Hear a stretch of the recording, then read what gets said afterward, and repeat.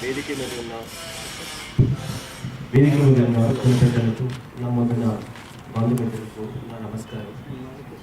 ఈరోజు మన జాతి అంతా కూడా చాలా గర్వించదగ్గర ఉంది. ఎందుకంటే రాష్ట్ర రాజధానిలో మనకంటూ ఒక బిల్డింగ్ వచ్చింది. ఈ బిల్డింగ్ రావాలి అంటే మన సంఘం వాళ్ళు చాలా కష్టపడ్డారు. ఎంత కష్టపడ్డారో సుదర్శన్ సార్ వీళ్ళతో చెప్పారు.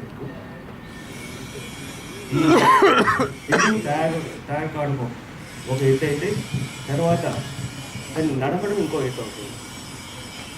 బిల్డింగ్ మెయిన్గా ఉద్దేశించింది మన పిల్లలు చదువుకోవడానికి, ఎడ్యుకేషన్ పర్పస్ కోసం. నేను ఆ ఎడ్యుకేషన్ ఫీల్డ్లో ఉన్నాను కాబట్టి సభాముఖంగా నేను ఒక ప్రామిస్ చేస్తున్నాను. వీక్లీ సాధ్యమైనంత వరకు, యాక్చువల్లీ నాకు ఇది తెలంగాణ స్టేట్ అయితే నా రిటైర్మెంట్ ఇయర్, బట్ మాకు ఏపీలో ఇంకో 2 years సర్వీస్ ఉంది నాకు.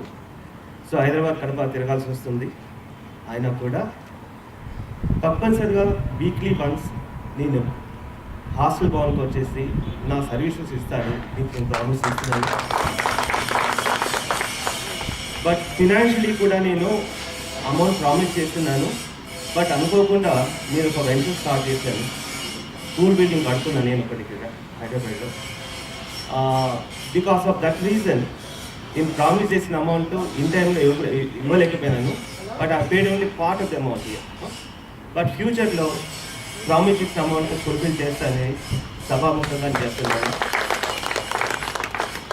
బట్ హాస్టల్లో తయారైన తర్వాత ఎడ్యుకేషన్ పరంగా పిల్లలకంతా నా ఫుల్ సర్వీసెస్ ఇస్తానని ప్రామిస్ చేస్తాను. So thank you sir. మీరు డబ్బులు ఇవ్వలేదు మీరు చెప్పడం కాదు సార్. మీరు నాకు అందజేసినటువంటి ప్రోత్సాహం మేము ఎప్పటికీ మరవలేము. అదేవిధంగా కావేటి ఫకీరన్న కూడా అదేవిధంగా చేసారు. ఇప్పుడు మాట్లాడుతున్నటువంటి వక్తలలో కావేటి జగన్నాథం అన్న ఒక 2 మాటలు మాట్లాడితే ఇంకా కొంతమంది ఉన్నారు.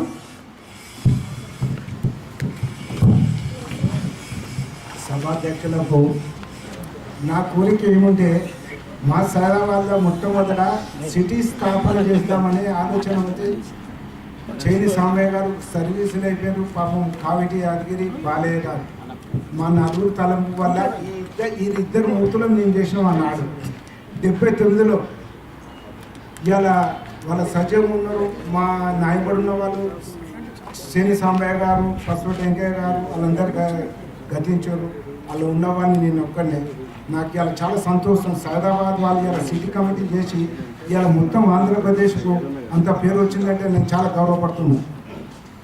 నేను 2 విషయాలు చెప్తున్నా. ఆనాడు పుల్లే గారు సజీవ్ ఉన్నారు. పుల్లే గారు ఈ తండ్రి వెంకటేశ్వరం చాలా చిన్నగా ఉండే. 79లో మేము లింగరావు ముఖ్యమంత్రి వీళ్ళంతా మీరు సైదాబాద్కి వచ్చిన పాపం కంచి వెంకట్రావు వెంకట్రావు. కానీ నాకు ఒకటి ఇలా ఎంత సంతోషం అంటే నా జీవితంలో ఆయన చాలా చిన్నవాడు, చాలా చిన్న వెంకటేశ్వర నిజం నాకు మంచి జ్ఞాపకం ఉంది. ఆయన ఇలా చదువుకొని ఎస్ఐ అయిన తర్వాత ఇంత పెద్ద వచ్చిందంటే నాకు చాలా సంతోషం. నా జీవితంలో 2వదండి, మీరేమని అనుకోండి, నా కళ్ళంగులో చూసిందంటే వెంకటేశ్వరరావు గారు, సుబుద్ధి గారు ఒకటి సైదాబాద్లో ఒక సంఘటన జరిగింది. అది చాలా పెద్ద సంఘటన. అసలు ఈ సంఘం కానీ పూసల సంఘం గురించి రావద్దు, కానీ ఆయన అన్నీ ఓర్చుకొని సైదాబాద్లో చాలా పెద్ద సంఘటన జరిగింది. నాకే బాధ అనిపించింది. నా జీవితంలో మరవలేని ఆ సంఘటన. మీ అందరికి తెలుసు, కొందరికే తెలుసు, అందరికీ తెలియదు. కళ్ళ పని నీళ్ళు వచ్చినాయండి. ఇది ఏంది? ఈ జాతి ఆయి, మనుషులు ఆయి. కానీ ఇన్ని తట్టుకొని ఇవాళ చేసిందంటే చాలా సుబుద్ధుడికి మన జాతి రుణపడిందని నేను భావిస్తూ ఈ సమయం